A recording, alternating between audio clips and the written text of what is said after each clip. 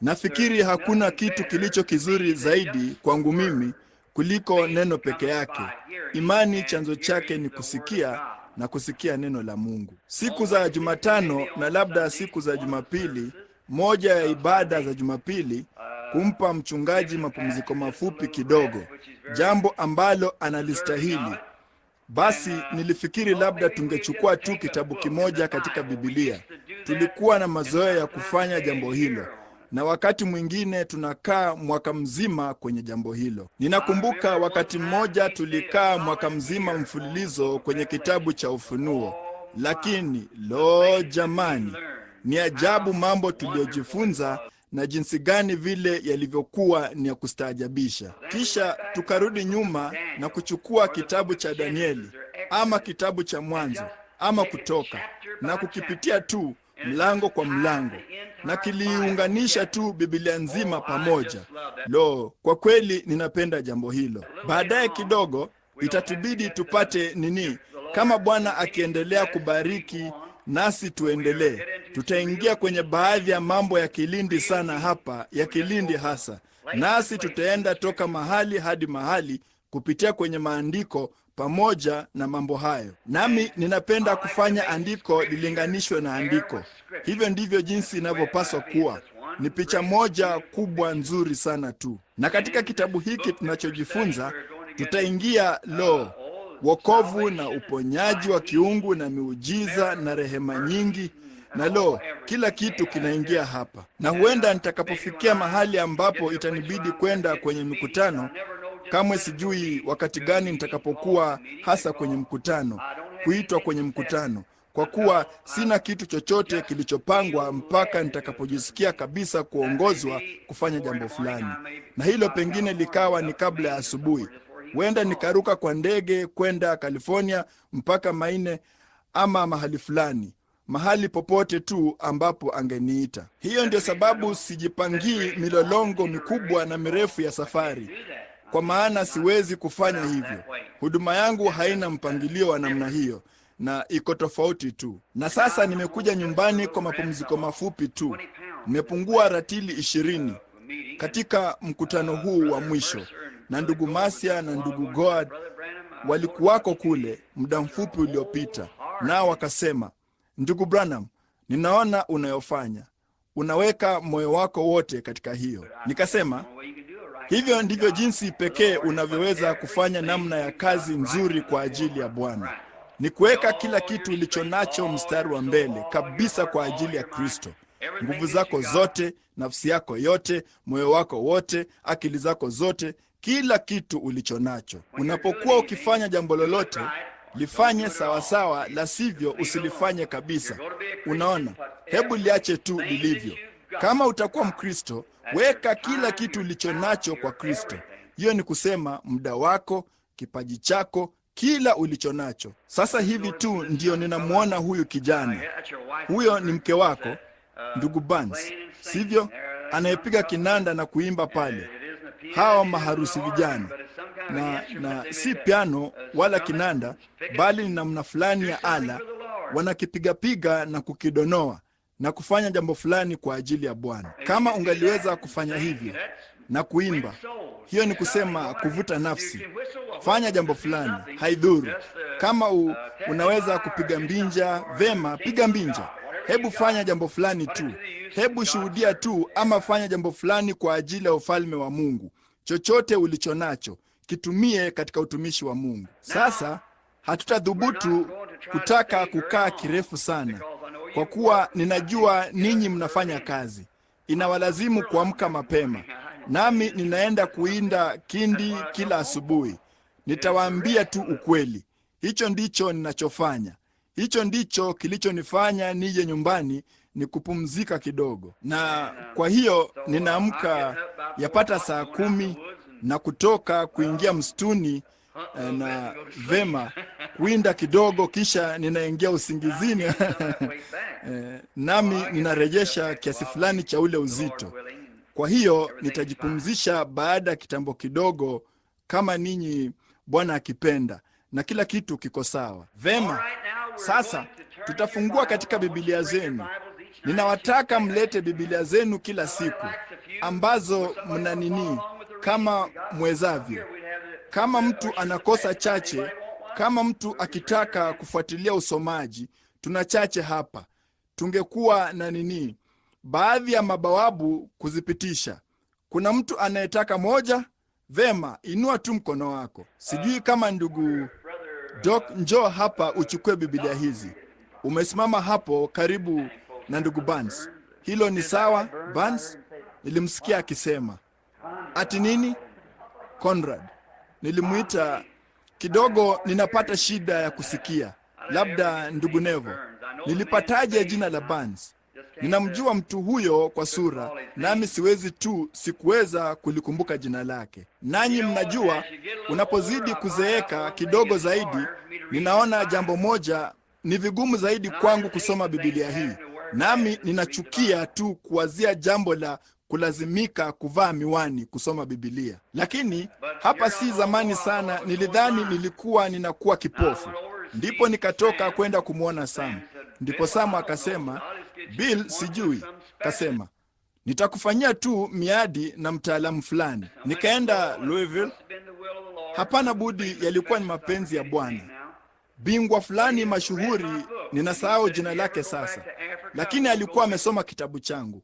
Naye akasema, kama wakati wowote utarudi Afrika, ninataka kwenda na wewe. Akasema, na kama ukinini, hawa Waafrika wanakupenda. Kisha akasema, wao ni washirikina sana, hasa sana kwa swala la kisu, kufanyiwa upasuaji.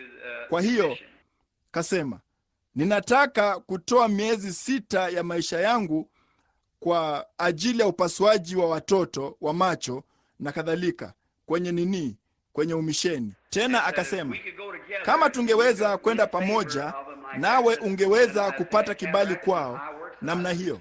Kasema, basi kama walikuwa na watoto wa macho na shughuli za macho, kasema, ningependa sana kulifanya hilo bila malipo. Miezi 6 kwa kazi hizo.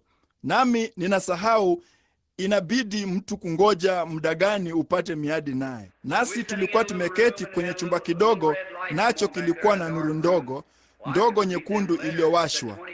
Huko nyuma kwenye hicho chumba chenye giza. Mbona niliweza kusoma herufi hizo. Ilisema 2020, niliweza kuzisoma kwa namna mojawapo. Ndipo akaiweka kwenye 15, 15, nami niliweza kuzisoma. Kisha akaiweka kwenye 10, nami niliweza kuzisoma. Akasema, vema, macho yako hayana shida kubwa. Kwa hiyo alikuwa na darubini ndogo, akaweka kidude kidogo kule nyuma, kitu kidogo. Unajua zile darubini za kale, ni wangapi wanaozikumbuka? Tulikuwa tukizitumia kuangalia picha namna hiyo tu. Ndipo akasema, je, unaweza kusoma hayo? Nikasema, naam bwana. Akasema, nisomee. Ilikuwa na aya nzima karibu namna hiyo. Nikaanza kuisoma, akaanza kuivuta juu namna hiyo, nikizidi kupungua kasi, nikisoma polepole.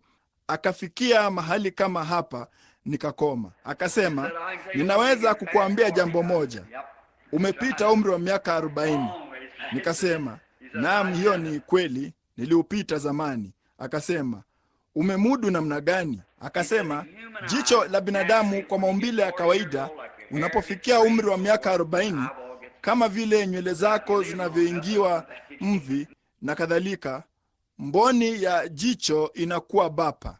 Kasema, sasa kama ukiishi muda mrefu vya kutosha, hali yake ya kawaida itarudi tena. Akasema, huo ni uwezo wa pili wa kuona, ndivyo wanavyouita. Bali kasema, binadamu mwenye umri wa miaka kama 40 kwa kweli watanini. Kasema, macho yao hayana kasoro. Ninaweza kuona unywele kama ungalikuwa sakafuni ni utoe kwangu, lakini ukinikaribia. Naye akasema, sasa ukiisoma Biblia yako, kasema, unaisogeza mbali kutoka kwako. Kasema, baada ya kitambo kidogo, mkono wako hautakuwa mrefu vya kutosha, mpaka huwezi kuiweka huko mbali vya kutosha kuweza kuishika. Na kwa hiyo akanitengenezea miwani moja, na sehemu ya chini unaweza ni ya kusomea. Akasema, sasa kwenye mimbara yako, alidhani mimi ni mmojawapo wa hawa hapa wahubiri waheshimiwa, unajua. Na kwa hiyo akasema ya kwamba wewe, sehemu ya juu ni kioo tu cha kawaida cha dirisha, kioo cha kawaida tu, na sehemu ya chini ina namna fulani ya kukereza hivi kwamba ninaweza kusoma kwa karibu, unajua, namna hiyo. Kwa hiyo ninachukia tu kuivaa ninachukia. Na sasa katika mafundisho ya Biblia, nami nina Agano Jipya usiku wa leo. Kwa hiyo nina Agano Jipya la Collins, lina maandishi makubwa vya kutosha. Lakini sasa nikirejea kwenye ile nyingine, huenda nikavichukua hivyo vipenzi vyangu vya zamani na kwa namna fulani kusoma kupitia hivyo. Lakini haidhuru nina furaha ya kwamba bado nina kitu fulani ninachoweza kusoma, na chochote nilicho nacho nitaenda kumpa kila mtu chochote niwezacho kwa utukufu wa Mungu. Natumaini ya kwamba ataondolea mbali dalili hiyo ya uzee. Siwezi kumwomba aniondolee mbali umri wangu. Mimi mwajua, hilo ndilo jambo moja tu linalotubidi sote kutupata. Inabidi tupitie huo. Nami ninajua mimi ni mvulana mdogo kama vile nilivyokuwa siku zote. Nikisimama hapa jukwani, nina umri wa miaka 48, na hebu wazieni tu, miaka miwili zaidi nitakuwa na umri wa miaka 50.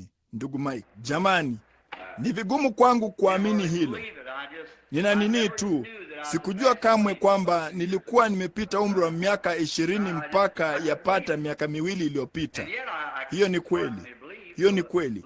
Nina tu, sikuweza kuamini jambo hilo. Na hata hivyo ni vigumu kwangu kuamini mpaka nilipoangalia kwenye kioo, na ndipo ninajua ndivyo ilivyo basi. Lakini kuwa tu nikiangalia, ninajisikia tu vizuri tu kama nilivyowahi kujisikia maishani mwangu. Nami ninashukuru kwa ajili ya jambo hilo. Pia sifa zote apewe Mungu. Sasa tunajifunza kitabu cha Waibrania.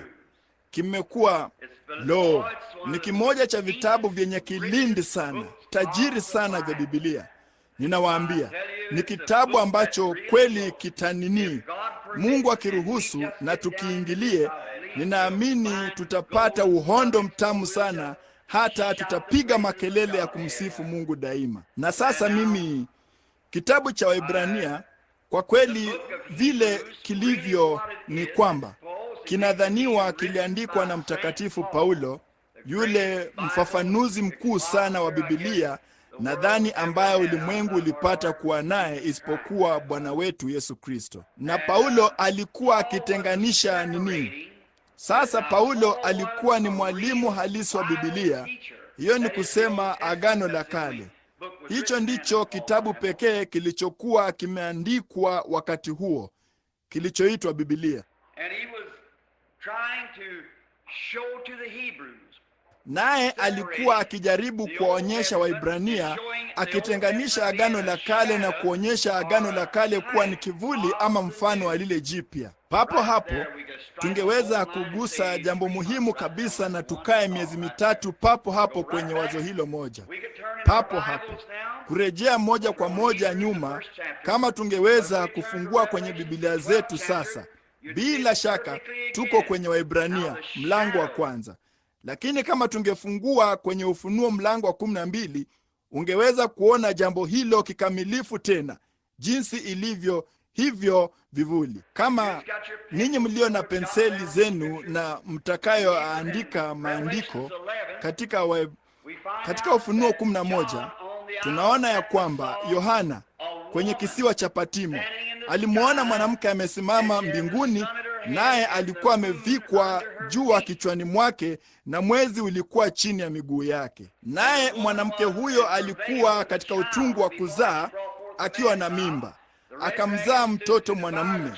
lile joka jekundu lilisimama lipate kumla mtoto huyo mara atakapozaliwa. Ndipo yule mtoto akanyakuliwa hadi mbinguni, naye huyo mwanamke akakimbilia nyikani, ambako alilishwa kwa wakati na nusu wakati, ama katikati ya wakati. Sasa huyo mwanamke aliwakilisha kanisa, na huyo mtoto ambaye alimzaa alikuwa ni Kristo.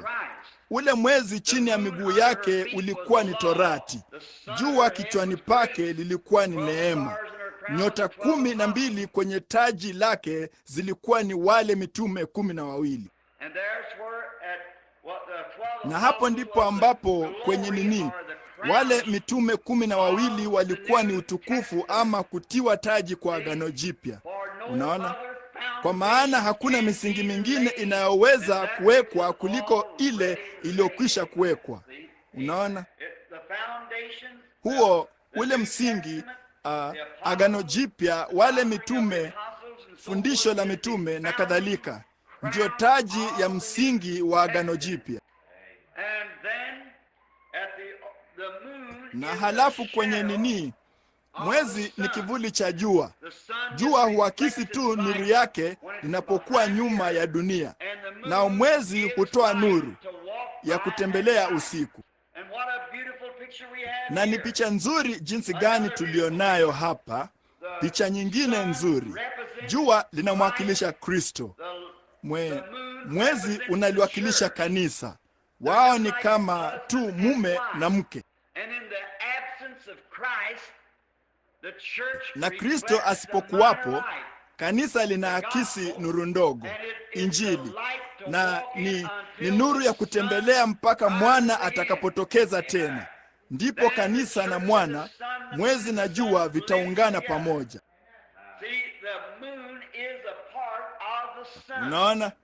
Mwezi ni sehemu ya jua na kanisa ni sehemu ya Kristo.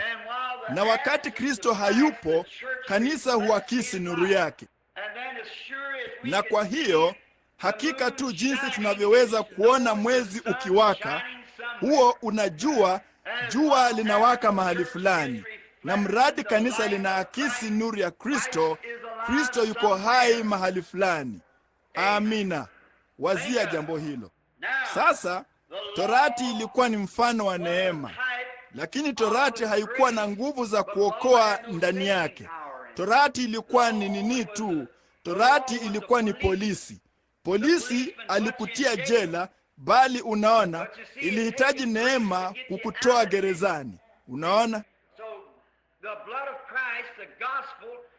Kwa hiyo, damu ya Kristo, Injili, hutukomboa na dhambi.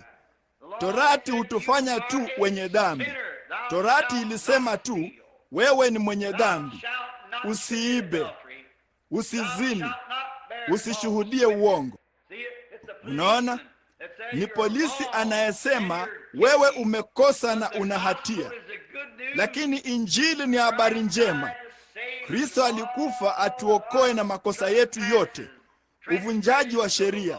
Kristo alikufa apate kututoa. Sasa Paulo mara alipoongolewa hakushauriana kamwe na seminari yoyote, wala hakuwataka shauri wahudumu wowote. Lakini je, hivi ulifahamu?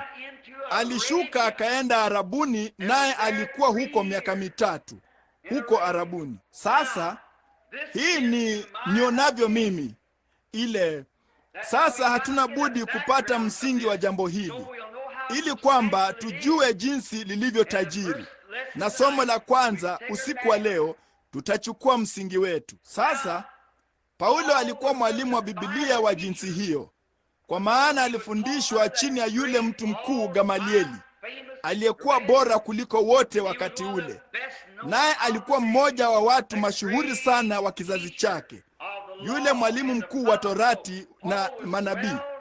Kwa hiyo Paulo alikuwa amefunzwa vizuri sana katika mambo hayo. Na halafu mimi ninampenda kwa namna hii, ufunuo huu mkuu, akiwa mwaminifu moyoni mwake. Muuaji alikubaliana na kifo cha Stefano, naye akamwona Stefano akifa kwa kupigwa mawe na kupigwa mabonge ya mawe hata akafa. Hapana shaka, nafikiri lilimgusa Paulo sana wakati alipomwona Stefano akiinua mikono yake mbinguni na kusema, ninaona mbingu zimefunguka, ninamwona Yesu amesimama mkono wa kuume wa Mungu. Ndipo akasema, Baba, usiwahesabie dhambi hii. Ndipo akalala mauti. Je, uliona jambo hilo? Yeye kamwe hakufa, alilala mauti. Kama vile tu, siamini kwamba kamwe alisikia jiwe lingine hata kidogo. Ni kama tu mtoto mchanga kifuani mwa mama yake anavyolala. Stefano alilala mauti mikononi mwa Mungu. Kuna kitu fulani kumhusu Paulo kilichomkera. Ndipo yeye, mtu yeyote chini ya uhakika kabisa, akijaribu kulipiga vita, anaenda kwa kuhani mkuu na kupata nyaraka fulani. Kasema, nitawaweka mbaroni hao watu wote wanaopiga makelele hayo yote na hao wazushi. Walidhaniwa vile tungeita siku hizi baadhi ya walokole wenye siasa kali ama kitu fulani kama hicho, wanaopiga makelele sana na kusababisha vurugu. Tutashuka twende tukalimalize jambo hilo. Ndipo alipokuwa akienda zake njiani, kijinini cha zamani, si njia kuu kama tunavyosafiria na barabara hizo huko Palestina, vijinjia vidogo tu, kama njia ya ng'ombe inayopitia mwituni, ambapo ng'ombe na kondoo na farasi na punda na ngamia walipanda kwenda vilimani. Ndipo Paulo akiwa njiani kwenda Dameski, yapata adhuhuri siku moja, nuru kuu ikimwangazia na ikamwangusha chini. Hakuna mtu aliyeiona ila Paulo. Ninawatakeni muone jambo hilo. Na papa hapa, hili si la kibinafsi sasa, bali ni ili kwamba tuelekee kwenye msingi huu, mpate kujua jambo hilo, ya kwamba Yesu huyo huyo. Sasa, wakati alipokuwa hapa duniani, alisema, nilitoka kwa Mungu na ninarudi kwa Mungu. Sasa, wakati alipowaongoza wana wa Israeli, yeye alikuwa nguzo ya moto, naye alikuwa amefanyika mwili, kisha akarudi kwenye nguzo ile ile ya moto. Na wakati alipokutana na Paulo akiwa njiani kwenda Dameski, yeye alikuwa ni ile nguzo ya moto, ile nuru. Unaona, nuru kuu. Ndipo Paulo akasema, ni nani huyo ninayemuudhi? Akasema, mimi ni Yesu unayeniudhi, ile nuru. Lo, yeye si ni wa ajabu? Na huyu hapa usiku wa leo, papa hapa pamoja nasi. Alipigwa picha yake moja kwa moja pale, jambo lile lile. Unaona, nguzo ya moto, nuru, jinsi vile vile tu kama yeye alivyokuwa. Yeye yule jana, leo na hata milele. Sasa wale watu waliokuwa pamoja naye hawakuiona ile nuru, bali ilikuwapo pale hata hivyo. Matokeo yalionyesha jambo lile lile. Sasa, je, inawezekana ya kwamba mtu fulani angeweza kumwona Kristo katika jengo hili na wala mtu mwingine yeyote asimwone? Hakika lilitendeka pale. Ilitukia pia usiku mmoja wakati Petro alipokuwa gerezani, na nuru hiyo iliingia mle gerezani na kumgusa Petro, naye akatembea moja kwa moja karibu na mlinzi wa ndani, mlinzi wa nje, akatembea karibu na lango kuu, kisha kwenye lango la mji. Petro akasema, hapana shaka nilikuwa nikiota ndoto. Lakini aliangalia kote kote, lakini ile nuru ilikuwa imeondoka. Kristo, yule nuru ya milele, ya daima, huyo hapo. Basi angalia jambo lingine, kama tungezungumzia jambo hili, ndio kwanza liingie mawazoni mwangu. Lakini wale mamajusi walioifuata ile nyota njia nzima kutoka India pande za mashariki, miezi wakipitia mabondeni na kwenye majangwa, ilipita juu ya vituo vya utafiti. Nao walishika majira ya saa za usiku kwa kuangalia nyota. Wala hakuna mwanahistoria wala yeyote yule aliyepata kutajwa aliyewahi kuiona hiyo nyota ila wale mamajusi. ndio pekee waliokusudiwa kuiona. Kwa hiyo unaweza ukaona vitu ambavyo huyo jamaa mwingine huenda asivione. Kwako ni jambo halisi, kwake wao hawaelewi. Ni kama tu kuongoka. Unaweza kuongoka na kufurahia baraka za Mungu ukinywa tu baraka za Mungu, na jamaa huyo mwingine akiketi karibu na wewe, sioni kitu. Unaona? Unaona? Hivyo ndivyo ilivyo. Siwezi tu kulielewa. Sioni yote hayo yana maana gani. Vema, yeye halielewi tu. Hivyo tu ambapo wewe unalifahamu. Angalia sasa, Paulo akishuka kwenda zake, na mara tu tukio hili kuu lilipompata, sasa yeye hakuridhika. Hilo ndilo linalomfanya Paulo kuwa wa kuaminika sana. Sasa somo letu usiku wa leo halina kilindi, ni somo la juujuu, lakini tutaingia kwenye kilindi muda si muda. Lakini hili ni somo rahisi sana, bali linaanza tu, na jambo ni kwamba ni jambo moja. Hilo ni kumtukuza Yesu Kristo. Paulo anapoanza, na kabla hajafanya jambo hili, Paulo alikuwa ni mwanafunzi wa Biblia, na mwanafunzi wa Biblia kamwe hataweka fundisho lake juu ya uzoefu wa mambo. La, Bwana, kamwe hataweka fundisho lao kwenye tukio wa mambo fulani. Unaweza kupata ujuzi wa namna yoyote, lakini halina budi kuwa ni Bwana asema hivi kabisa. Sasa katika Agano la Kale walikuwa na njia tatu mbalimbali wanazoweza kuhakikisha ujumbe. Kwanza, Torati, hiyo ilikuwa tu ni Torati. Halafu walikuwa na nabii mwotaji. Kisha walikuwa na Urim Thumimu. Sasa hilo linaweza kuwa ni la kilindi kidogo. Urimu Thumimu ulikuwa ni kifuko cha kifuani ambacho Haruni alivaa kifuani mwake. Kwenye hicho kulikuwa na mawe 12 yasipi, akiki, baharamani na kadhalika na kuendelea. Walichukua mawe yote 12 makubwa yaliyokuwa kwenye kifuko cha kifuani, ikionyesha ya kwamba alikuwa ni kuhani mkuu wa kila kabila, yale makabila 12 ya Israeli. Kifuko hiki cha kifuani kilining'inia kwenye nguzo kanisani. Ndipo nabii alipotabiri, nao walitaka kuhakikisha jambo hilo lilikuwa ni kweli ama si kweli. Manabii hao ama waotaji hao walisimama mbele ya Urimu Thumimu hii, naye akasimulia ndoto yake ama ono lake, chochote alichokuwa ameona. Na kama hiyo nuru takatifu, unaona jambo hilo? Mungu daima aliishi katika ulimwengu wa kiroho, kule kuchanganyika pamoja. Zile nuru zilikuwa ni za kawaida tu mpaka sauti hii iliposimulia. Basi wakati hiyo sauti ilipoyagusa mawe yale, kama haikuwa ni ya kimbinguni, hayakufanya kitu, bali kama ilikuwa ni ya kimbinguni, hizo nuru zote kwa pamoja ziliakisi rangi ya upinde wa mvua. Amina.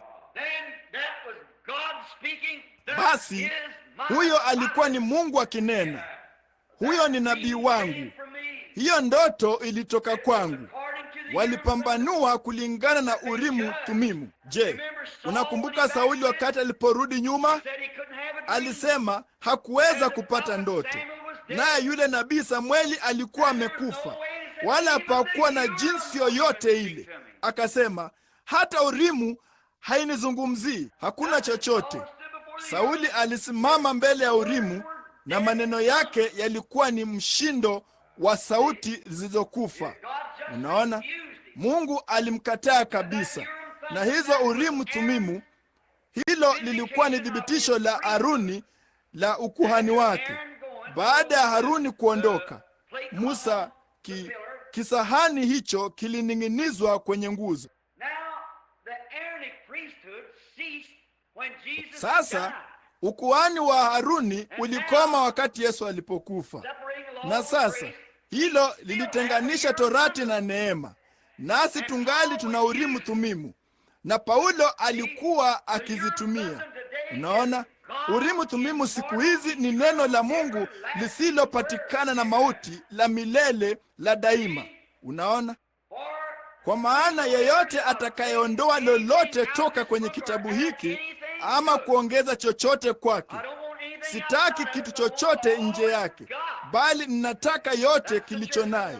Hilo ndilo kanisa tunalotaka, na mambo yote hayana budi kuthibitishwa kwa neno. Hiyo ndio sababu nilipingwa sana na Wapentekoste hivi majuzi, kwa sababu ya kusema nisingeweza kuelewa ambapo mafuta yakitoka mikononi mwako ama damu kutoka usoni mwako ilikuwa ni ishara wewe ulimpata Roho Mtakatifu. Hilo si la kimaandiko, wala nisingekubali. Halina budi kutoka kwenye neno. Na sasa Paulo, yeye alipenda tu neno. Kwa hiyo kabla hajashuhudia tukio hili kuu alilokuwa nalo, alishuka akaenda Misri kwa miaka mitatu. Ninaamini ilikuwa ni miaka mitatu huko Misri. Na mnajua ninachoamini yeye alifanya? Ninaamini ya kwamba alichukua Agano la Kale na akachukua Agano la Kale lote, naye akakuta kwamba huyo alikuwa kweli ndiye huyo Masihi halisi. Ilibidi athibitishe tukio lake kwa Biblia. Amina. Lo, jamani, mwangalie wakati alipokuwa gerezani.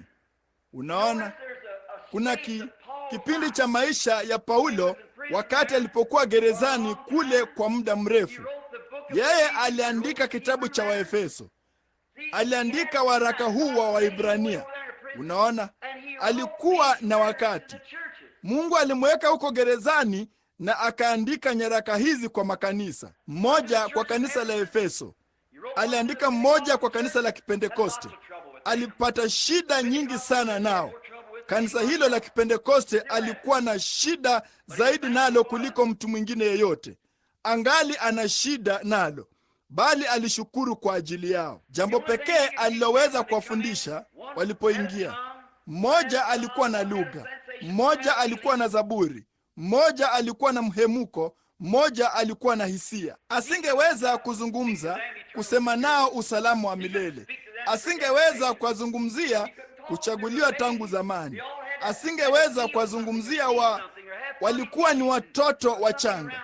Wote ilibidi wahisi kitu fulani, ama waone kitu fulani, ama wawe na hisia za ajabu, na ama wawe na kitu fulani karibu yao, thibitisho fulani. Bali ninaamini alipozungumza na Waefeso, angeweza kuzungumza juu ya Mungu ametuchagua tuwe wana na binti na kutufanya wana katika Kristo Yesu kabla ya kuwekwa misingi ya ulimwengu. Hebu angalia jambo hilo jamani. Mwangalie akija kwenye kitabu cha Warumi na kadhalika. Walikuwa watu wazima. Lo, walinena kwa lugha hakika, na walikuwa na ishara nyingine za Roho Mtakatifu miongoni mwao, lakini hawakufanya mafundisho na mihemuko na kutetemeka kidogo na hisia za ajabu. Paulo alisema, mnavuka mpaka katika mambo hayo, wakati mnapaswa kuwa mnafundisha mngali watoto wachanga na inawabidi kunywa maziwa. Hilo ndilo daima nililojaribu kushindania kutoka maskani hii iwe hivyo, si kundi la watoto wachanga. Hebu na tuwe watu wazima, tusimame barabarani. Lo jamani, unaona? Kwa hiyo Paulo anashuka akaenda kule kwanza kuona kama tukio lake lililingana na Biblia ya Mungu. Lo, je, lisingekuwa ni jambo zuri sana siku hizi kama watu tu wangelifanya tu jambo hilo tena, kama tungalilinganisha tukio letu na Biblia ya Mungu. Kama halilingani, basi tukio letu ni la makosa, halimuliki kwenye Urimu Thumimu. Kama linamulika humo, amina, tumempata. Lakini kama haumuliki baadhi, sijali linaonekana ni zuri jinsi gani, jinsi lilivyoonekana halisi la kweli, kama nuru hizo hazikumulika kwenye Urimu Thumimu hizo, jambo hilo lilikuwa ni makosa. Na haidhuru wewe umekuwa na tukio la namna gani, jinsi tukio hilo linavyoonekana kuwa halisi, jinsi lilivyo la kuvutia, jinsi lilivyo la kielimu, kwamba ni chombo kikuu jinsi gani cha kuvutia nafsi, kama halimuliki katika neno, ni la makosa kweli. halina budi kupatana na neno. Sasa ninaamini na kuna njia ya katikati, barabara. Sasa mara nyingi nilikuwa nikihudhuria kanisa fulani la Wanazarayo. Bwana na awabariki watu hawa wapendwa. Wao ni Wamethodisti wa mtindo wa kale waliotakaswa, kanisa la Mungu, Nazarayo, Pilgrim Holiness na mengi ya makanisa hayo mazuri ya kale ya utakatifu. Nao walizoea kuimba wimbo, ninatembea katika njia kuu nzuri ya kale, nikiwaambia kila mahali niendako, afadhali niwe Mkristo wa kizamani Bwana kuliko chochote nijuacho. Vema, zuri sana. Na halafu walikuwa na mazoea ya kuzungumza juu ya njia kuu ya utakatifu. Sasa ukisoma juu ya hayo, wanayatoa hayo kutoka katika Isaya mlango wa 35. Sasa kama ukiangalia, yeye alisema kutakuwako na njia kuu na njia. Sasa na ni kiunganishi. Naona njia kuu haikuwa ni njia kuu ya utakatifu, itakuwa ni njia kuu na njia, na itaitwa njia ya utakatifu. Si njia kuu ya utakatifu, njia ya utakatifu. Na njia ya barabara iko katikati ya barabara, imetengenezwa namna hii ili kwamba maji yatasafisha takataka pande zote mbili, kuiweka barabara safi. Hunini, kama ukiwa na vidimbwi vinavyosimama barabarani mwako wakati wote, kama haikutengenezwa ipasavyo. Njia iko katikati ya barabara. Sasa upande huu, wakati watu wanapoongolewa, nia zao zimeelekezwa moja kwa moja kwa Kristo, na kama wao ni wasomi kidogo wala hawadumu kwenye maombi, watakuwa baridi sana na wakavu na waliokakamaa na wa kawaida. Na halafu kama wao wana wasiwasi kidogo tu, kama usipokuwa mwangalifu, watakuwa washupavu tu na wakati. Upande huu, unaona, wanaingia katika mihemuko na kila kitu. Sasa lakini kanisa halisi ni injili timamu hasa, iliyo katikati kabisa ya barabara, si baridi wala kavu wala si kukereketwa. Ni injili halisi nzuri ya kale yenye joto ya upendo wa Mungu moyoni, inayopita moja kwa moja katikati ya barabara, ikiita kutoka pande zote mbili. Hiyo ni kweli. Sasa hivyo ndivyo. Nanyi mtaipataje hiyo, enyi kanisa? Moja kwa moja kutoka katika neno, hizo Urimu Thumimu. Sasa Paulo alitaka kuliweka kanisa hili katikati kabisa ya barabara. Kwa hiyo alikwenda na akayachunguza kwa maandiko aliyojua kwa miaka 3. Kwa hiyo Paulo aliandika sehemu kubwa ya hili Agano Jipya. Mungu alimfanya afanye jambo hilo, kwa maana wakati wa mataifa ulikuwa unakuja. Mathayo, Marko, Luka na Yohana, zile injili 4, walikuwa ni Wayahudi, lakini Paulo aliandika nyaraka karibu zote. Sasa angalia basi, tutaanza msingi huu mara moja, mahali alipo akiliandika kutoka gerezani.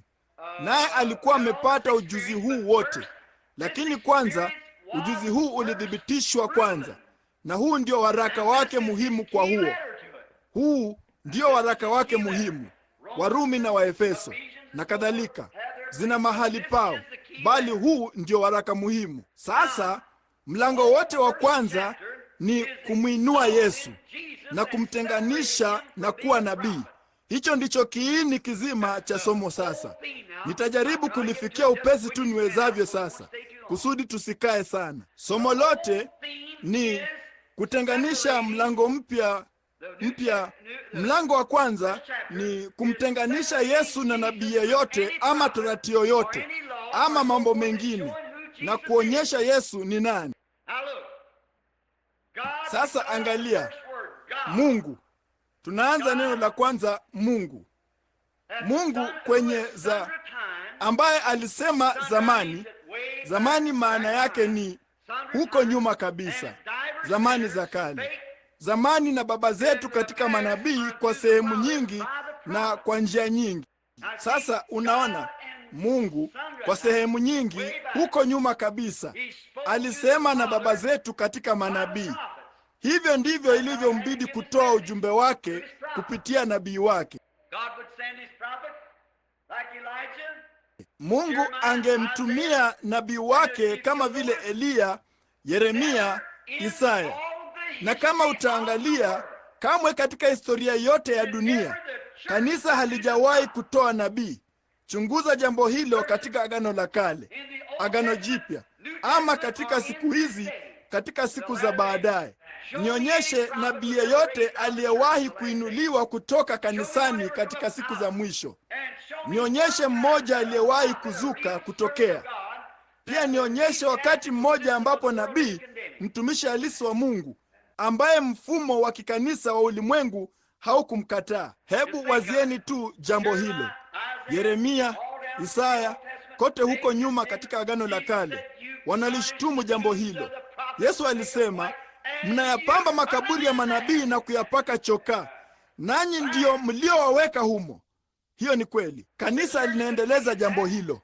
Mwangalie Mtakatifu Patrick. Ninyi Wakatoliki mnadai ni wa kwenu. Yeye si Mkatoliki zaidi ya nilivyo mimi. Hiyo ni kweli, lakini mnadai ni mtu wenu. Mwangalie Mtakatifu Francis wa Asisi.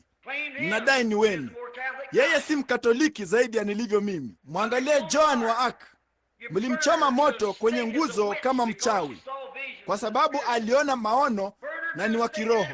Mkamchoma moto kwenye nguzo, na huyo mwanamke akipiga mayowe apate rehema, nao wakamchoma moto kwenye nguzo. Yapate miaka 100 baadaye walikuta kwamba yeye alikuwa ni nabii mke, alikuwa ni mtumishi wa Mungu. Lo, bila shaka mlitoa adhabu kubwa. Mliichimbua miili ya hao makasisi na kuitupa mtoni. Mnayapamba makaburi ya manabii na kuwaweka mle ndani. Ni kweli, kamwe mfumo wa kikanisa haukuwahi kutoa mtu wa Mungu.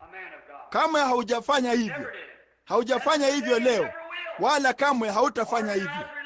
Dini ya taratibu za kidini kamwe haijawahi kuwa wazo la Mungu. Kanisa la zamani sana la kimadhehebu duniani ni kanisa Katoliki, Luther. La pili ndipo likaja la Zwingli. Baada ya la Zwingli likaja la Calvin na kuendelea, Anglikana, Waanglo-Saksoni wakifuata. Halafu kanisa la Kianglikana na Mfalme Henry wa 8 wakati alipopinga na kadhalika, na kuendelea moja kwa moja hata kwa Methodisti ya Wesley na Wanazarayo wa Pilgrim Holiness, na kushuka chini hadi lile la mwisho ni la Kipentekoste. Yote yaliunda madhehebu, na Biblia inafundisha dhahiri ya kwamba kanisa Katoliki ni mwanamke mwenye sifa mbaya, na makanisa ya Kiprotestanti na madhehebu yao ni binti zake. Ufunuo 17. Hiyo ni kweli kabisa. Kwa hiyo si hao watu. Sasa kuna watu wazuri katika makanisa hayo yote, watakatifu waliookoka, lakini Mungu haiti watu wake kwa madhehebu. Yeye huwaita kama watu binafsi. Mungu hushughulika na watu binafsi, iwe wewe ni Mmethodisti, Mbatisti, Mprotestanti na Mkatoliki ama chochote ulicho. Mungu kabla ya kuwekwa misingi ya ulimwengu alikujua, na aidha ulikusudiwa tangu zamani upate uzima wa milele, au alikukusudia kupotea milele. Yeye hakutaka kwamba upotee, uangamie, lakini yeye akiwa ni asiye na kikomo, ilibidi ajue mwisho tangu mwanzo. Vinginevyo yeye si Mungu. Kwa hiyo Yesu kamwe hakuja duniani ili kusema tu, vema, nitaona endapo mtu fulani atakuwa na huruma, kama nikichukua hatua nife kwa njia ya kikatili. Hao labda watawazia, vema, mimi itaishawishi mioyo yao, hao watanini. Mungu haendeshi shughuli zake namna hiyo. Yesu alikuja kwa kusudi moja maalum. Hilo ni kuwaokoa hao ambao Mungu kabla ya kuwekwa misingi ya ulimwengu alijua wangeokolewa. Yeye alisema hivyo. Hiyo ni kweli. Kwa hiyo ninyi si katika uweza wa yeye atakaye, wala yeye apigaye mbio. Ni Mungu arehemuye. Paulo alisema jambo hilo, mtu yule yule hapa. Yeye alisema hiyo ndio sababu Mungu angeweza kusema kabla ya Esau ama Yakobo yeyote wao wawili hajazaliwa, yeye alisema ninampenda mmoja na kumchukia huyo mwingine. Kabla ya mojawapo wa wavulana hao hajazaliwa, Mungu alijua ya kwamba Esau alikuwa ni laghai, na alijua ya kwamba Yakobo alikuwa nini, aliipenda haki yake ya mzaliwa wa kwanza. Kwa hiyo yeye alijua kuhusu jambo hilo kabla ulimwengu haujaumbwa. Sasa tutaona mnamo dakika moja kwamba huyo alikuwa ni nani aliyejua jambo hilo. Mlango huu unalo hilo. Mungu alisema zamani na baba zetu katika manabii kwa sehemu nyingi na kwa njia nyingi. Mwisho wa siku hizi amesema na sisi katika mwanawe. Ati amefanya nini? Amesema nasi katika siku hizi za mwisho katika mwanawe. Sasa ungewazaje basi kwamba nabii angekuwa ni mtu wa namna gani? Je, tungekuwa na nabii basi wa siku hizi? Kabisa. Yeye angesema kwa njia hiyo, hakika. Lakini yeye ambaye wale manabii wa kale walikuwa ni roho wa Yesu Kristo. Sasa hebu na tulipate hilo sawa sawa, maana sidhani linazama ndani vizuri. Sasa hii ni kama tu shule ya Jumapili. Kwa hiyo tunataka kupata jambo hili waziwazi. Unaona? Angalia, hebu na tuchukue roho wa Mungu aliyekuwa katika Musa. Kile kikamilifu ni kivuli cha kumtangulia Yesu Kristo.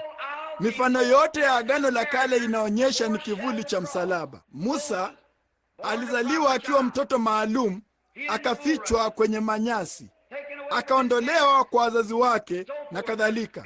Naye yeye alikuwa ni mfalme ama kiongozi, mtoa sheria, mpatanishi, kuhani. Kila kitu alichokuwa kilikuwa ni kivuli cha Kristo. Mwangalie Yusufu, alipendwa na baba yake, akachukiwa na nduguze, na akauzwa kwa karibu vipande 30 vya fedha, akatupwa shimoni, akidhaniwa amekufa, akatolewa humo.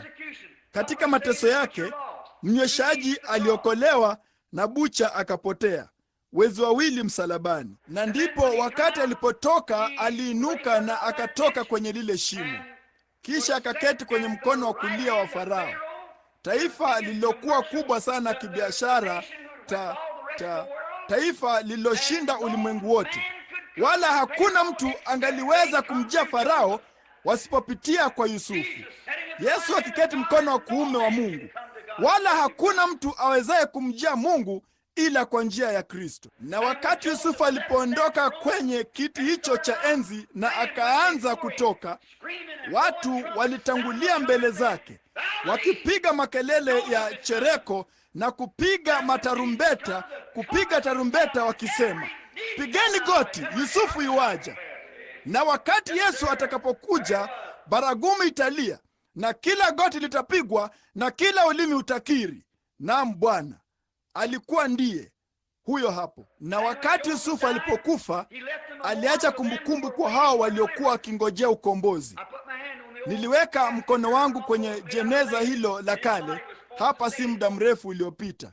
Lilikuwa limetengenezwa kwa risasi na mwili wake ulipaswa kukaa mifupa yake. Kasema, msinizike hapa, kwa kuwa siku moja Mungu atawazuru.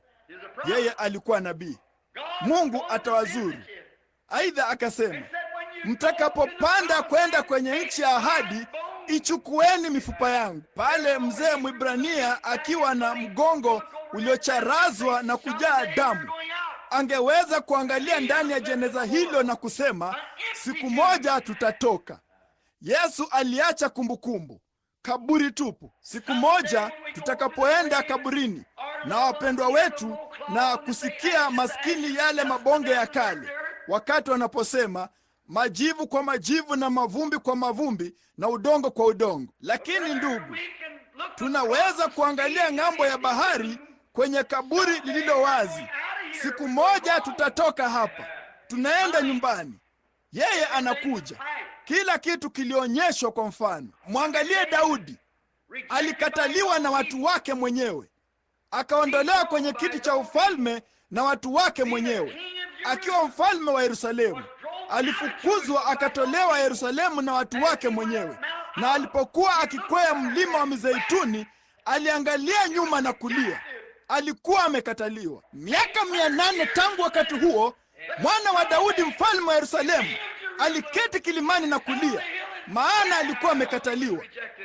Huyo alikuwa ni Roho wa Kristo katika Daudi. Wote walikuwa wakitangulia kuonyesha msalaba. Hao manabii kule nyuma walinena katika jina lake, waliishi katika jina lake, walitenda mambo katika jina lake. Hakika Mungu kwa sehemu nyingi na kwa njia nyingi alinena na baba zetu kupitia manabii, bali katika siku hii ya mwisho katika mwanao.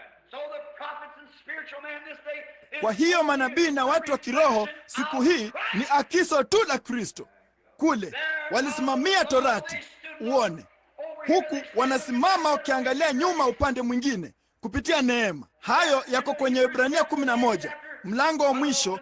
Mara kwa mara nimeshangazwa na jambo hilo.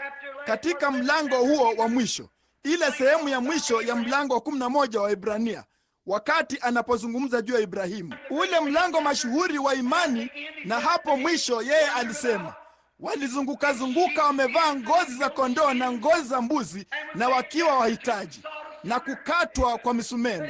Walizunguka, hawana kazi, walichukiwa na kudharauliwa na kuteswa, watu ambao ulimwengu huu haustahili kuwa na watu kama hao. Kisha Paulo anasimama na akasema, lakini pasipo sisi wao si wakamilifu, kwa kuwa waliangalia wakiutarajia msalaba tu, na sisi tunauangalia kupitia msalaba. Sisi tuna Roho wa Kristo baada ya huo kufanyika mwili wa kibinadamu na akaishi miongoni mwetu. Tunakuja hapa kwa Roho Mtakatifu ambao ni mpango ulio bora zaidi. Na wakati mwingine ninashangaa yale Ukristo unaotarajia siku hizi. Mhubiri akienda na hema, itabidi awe na ama kanisa fulani jipya ama jukumu fulani jipya.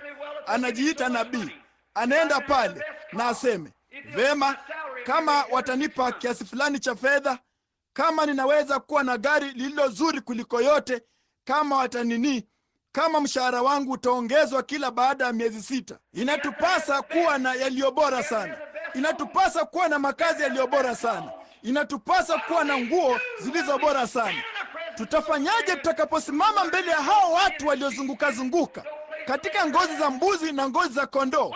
Hawana mahali pa kulaza vichwa vyao, wakizunguka kwenye majangwa. Na mtu fulani anaweza kutudhihaki, nasi tuko tayari kuondoka kanisani wala tusirudi huko tena. Kile Ukristo unachohitaji siku hizi, tunapaswa kujionea aibu. Mungu uturehemu. Katika siku ile yeye alisema katika manabii, bali siku hizi kwa mwanao. Hilo lilikuwa ni neno la nabii kule, hili ni neno la mwana siku hizi. Lo, jina la Bwana libarikiwe. Kwa maneno mengine, kama unaangalia kivuli, yaani negativu, uende ukakosea, lakini hii imesafishwa. Picha hii ni dhahiri. La wakati ule lilikuwa ni la nabii, hili ni kwa mwanao. Lile lilikuwa ni kwa negativu, hili ni kwa kilicho dhahiri. Amina. Unaona jambo hilo, hakuna nafasi ya kupoteza. Ni jambo dhahiri siku hizi katika mwanawe. Lo, ni ajabu jinsi gani aliyemweka kuwa mrithi. Lo jamani, mrithi wa yote. Ilikuwa ni kitu gani? Ilikuwa ni kuwekwa mamlakani. Lo, sikilizeni, yeye aliwekwa kwenye mamlaka. Kristo aliwekwa mamlakani, mrithi wa yote. Lo, Ibilisi alijua jambo hilo tangu bustani ya Edeni. Unaona, wakati Ibilisi aliposikia neno hilo pale siku hiyo katika hukumu ya watu wale, lilisema, kwa kuwa ulitoka mavumbini, mavumbini utarudi, na uzao wa huyo mwanamke utakiponda kichwa cha nyoka. Uzao ulioahidiwa. Shetani daima alivizia uzao huo. Wakati Habili alipozaliwa, yeye alisema, Ehe, huo hapo ule mzao. Ndipo akamuua Habili. Mwanawe Kaini akamuua Habili. Na mara Habili alipokufa, yeye alisema, nimeupata ule mzao. Akamuua, akasema, nimeupata. Lakini kifo cha Habili, kuzaliwa kwa Sethi, kulikuwa ni kufuka tena. Angalia jinsi walivyofuatana. Ukoo huo wa Sethi ukaja mtu mnyenyekevu mwenye haki, ukaendelea kupitia kwa Henoko, ukashuka ukaja kwa Nuhu, hata mwisho wa siku zilizotangulia maangamizi ya gharika. Angalia ukoo wa Kaini, ulikuwa wa watu werevu, wenye elimu, sayansi. Je, Biblia haisemi hivi? Yesu hakusema ya kwamba wana wa ulimwengu huu ni werevu kuliko wana wa ufalme? Angalia upande wa Kaini hata leo hii, werevu, wenye elimu, wenye kushuku, wa kidini sana. Unaona, ni wa kidini sana, bali ni wanasayansi, wajensi, watu mashuhuri. Hebu wachukue watu wakuu. Mwangalie Thomas Edison, watu wengi wakuu. Mwangalie Einstein. Bongo za ulimwengu wanavyoitwa siku hizi, bongo za ulimwengu. Bali hatujaribu kutumia akili. Tunaacha nia iliyokuwa ndani ya Kristo iwe ndani yetu na kuangalia kwenye neno hili na kuliita hivyo. Madaktari wa madawa, ingawa tunawapongeza kwa yote tulionayo, bali wengi sana wa hao ni wenye kushuku, wasioamini kuna Mungu. Waangalie watu walio werevu wenye akili siku hizi. Wao wako upande ule mwingine kule, upande wa Kaini. Basi angalia wale walio wanyenyekevu na wapole. Huko hapo kufufuka kwako tena. Lo, jina la Bwana lisifiwe. Haya basi, angalia, yeye alimfanya mrithi wa yote. Tena kwa yeye aliufanya ulimwengu. Ni nani aliufanya ulimwengu? Kristo. Je, Kristo aliufanya ulimwengu? Naam, Bwana. Hebu na twende mbele kidogo tu. Yeye kwa kuwa ni mng'ao wa utukufu wake na chapa ya uwepo wake. Ati mng'ao wa utukufu wa nani? Utukufu wa Mungu. Ati chapa ya uwepo wa nani? Wa Mungu. Lo, nalipenda jambo hili. Ama chapa ya nafsi yake, akivichukua vyote kwa neno la... Haya basi, neno linavyochukua vitu vyote. Yesu alisema katika Mathayo 24, mbingu na nchi vitapita, bali maneno yangu hayatapita kamwe. Yeye anavichukua vitu vyote. Sayansi hujaribu kukishusha hicho na kusema ni kitabu cha kale, kimefasiriwa.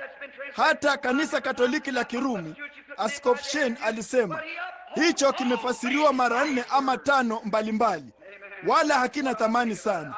Usingeweza kuishi kwacho kama ungetaka kufanya hivyo, lakini anavichukua vyote kwa neno lake.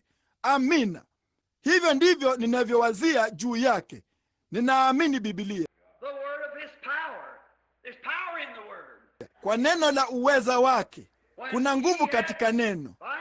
Akiisha kufanya utakaso wa dhambi zetu, angalia hapa, aliketi mkono wa kuume wa ukuu huko juu. Paulo anajaribu kufanya nini? Anajaribu kuonyesha ya kwamba Mungu alikusudia mambo yote katika Kristo, naye Kristo alikuwa ndiye chapa halisi ya Mungu. Mlango wote mzima uliosalia unashughulika na jinsi yeye alivyokuwa mkuu kuliko malaika, mkuu kuliko mamlaka zote. Malaika walimwabudu. Paulo alikuwa akijaribu kumtukuza. Sasa ninataka kujaribu, kama sitaenda mbali zaidi ya hapa, yaliyosalia ni kumtukuza tu Kristo. Yale Paulo aliyosema hapa, kama vile katika mlango wa 11, na yote kuhusu kuzungumza juu ya ulimwengu. Yeye alisema ni malaika gani? Yeye alisema, wewe ni mwanangu, leo nimekuzaa. Unaona, mwisho wa ulimwengu wataangamia, ulimwengu utaangamia, lakini nini? Na vitu vyote vya ulimwengu vitaangamia. Yeye atavikunja kama vazi, vitachakaa na kubadilika na kutoweka, bali wewe unadumu. wewe unadumu milele, wewe ni mwanangu, leo nimekuzaa, wala kamwe hutaangamia, ukiketi mkono wa kuume wa ukuu. Mkono wa kuume una maana gani? Si eti Mungu ana mkono wa kuume ambao mtu fulani ameketi juu yake. Mkono wa kuume unamaanisha nguvu na mamlaka. Ana mamlaka juu ya kila kitu mbinguni na duniani, na mbingu zote na dunia zimeumbwa na yeye. Sasa jamaa huyu mkuu ni nani? Jamaa huyu mkuu Kristo. Hapa Mungu katika Baba, Mwana na Roho Mtakatifu. Ni utatu, bali si utatu wa watu, ni utatu wa ofisi za Mungu mmoja. Yeye alikuwa ni baba akiwaongoza wana wa Israeli. Huo ndio ulikuwa wadhifa wake, yule Yehova Baba mkuu. Naye aliishi duniani akaitwa Mwana, na sasa yeye anaishi katika kanisa lake akiitwa Roho Mtakatifu. Si miungu watatu, Mungu mmoja katika ofisi tatu: Baba, Mwana, Roho Mtakatifu. Watu wanajaribu kumfanya yeye ni miungu watatu mbalimbali. Mungu Baba. Hiyo ndio sababu Wayahudi usingeweza kamwe, hutaletea Myahudi jambo hili kamwe. La, hilo hapo. Yeye hawezi.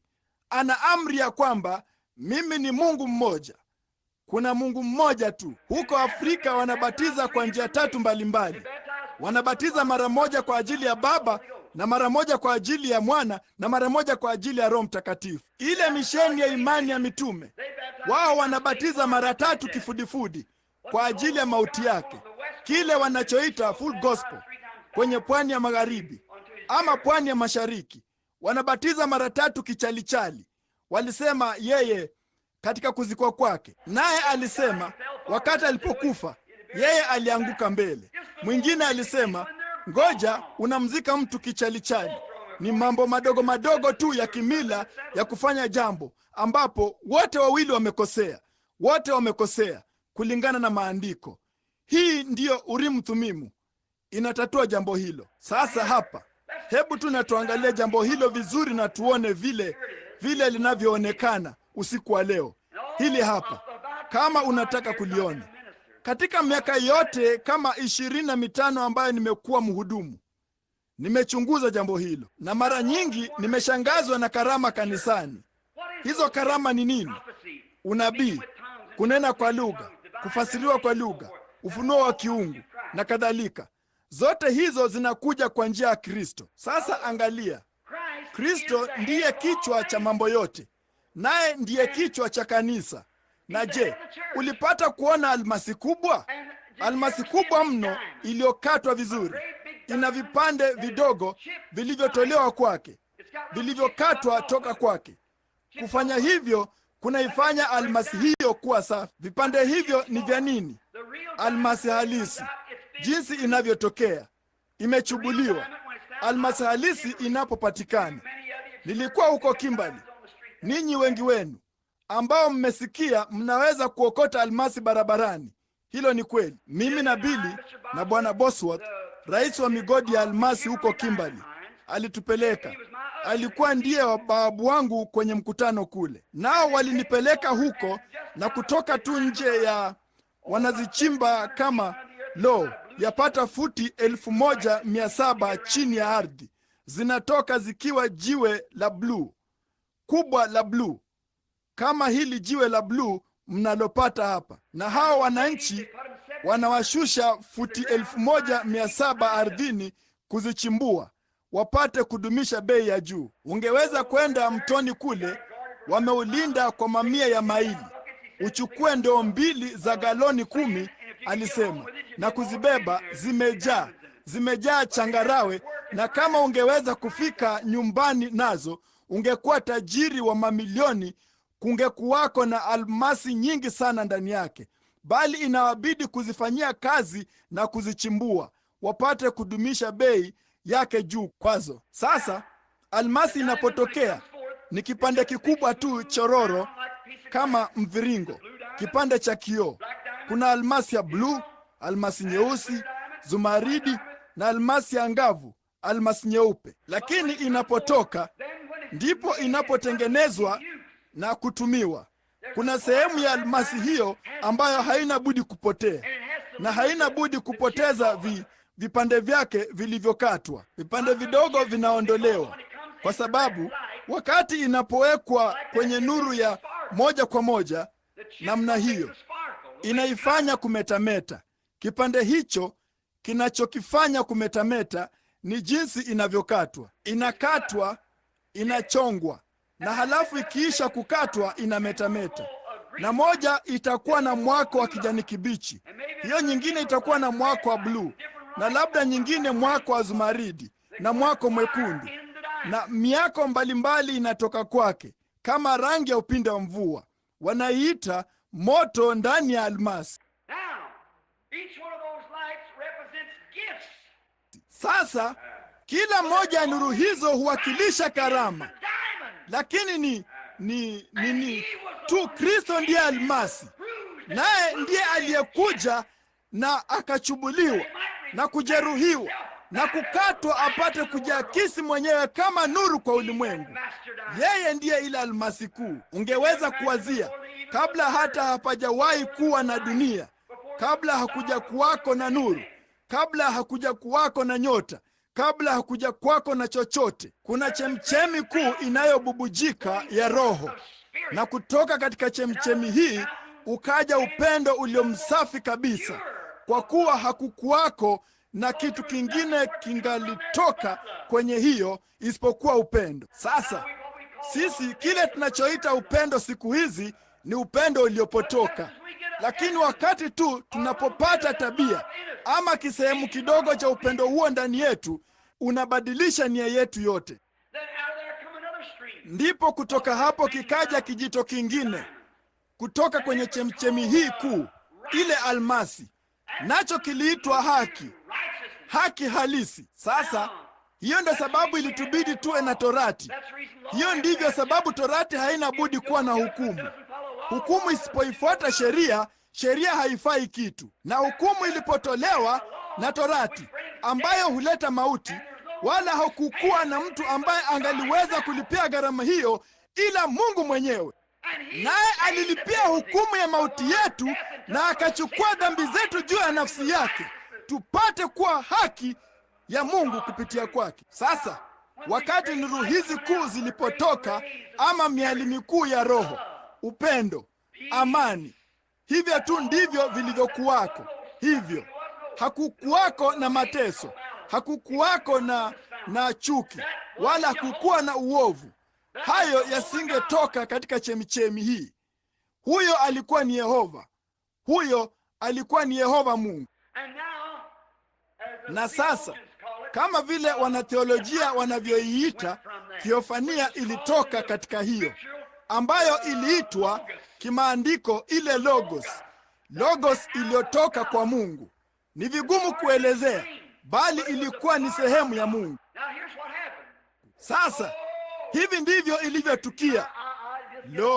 Samahani, ninaingilia tu jambo hili hunipeleka kabisa ninapopenda.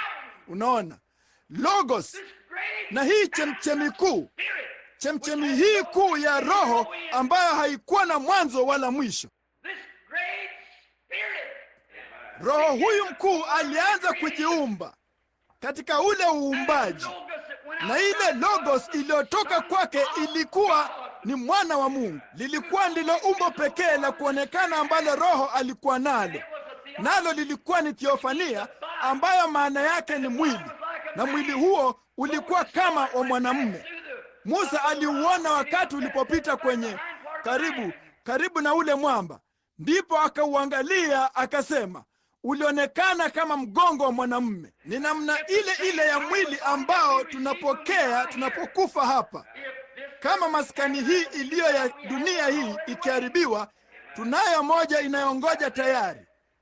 Ulikuwa ndio huo, na huo ulikuwa ndio theofania ambayo ilikuwa ni mwana wa Mungu. Huyo mwana, huyo logos alifanyika mwili, kwa kuwa tuliwekwa katika mwili, na hiyo theofania, logos ilifanyika mwili hapa miongoni mwetu, nayo haikuwa ni kitu chochote kingine ila mahali pa kuishi, kwa kuwa chemchemi hiyo yote ilikaa ndani yake.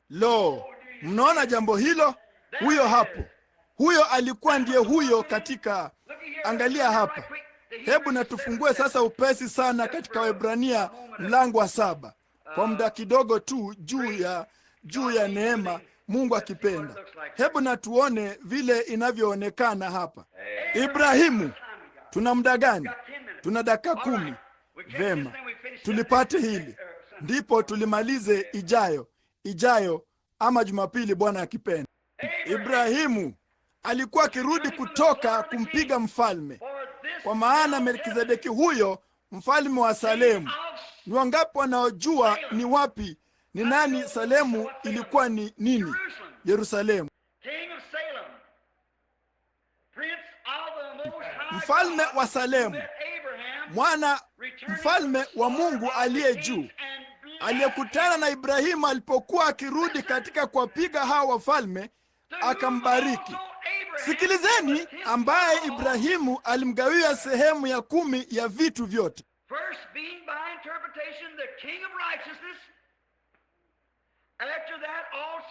Tafsiri ya jina lake kwanza ni mfalme wa haki, tena mfalme wa Salemu.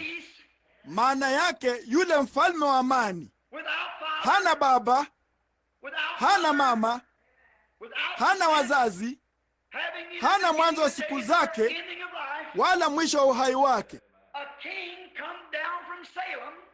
Mfalme mmoja alishuka akaja kutoka Salemu na akakutana na Ibrahimu akija kutoka kuwapiga wafalme.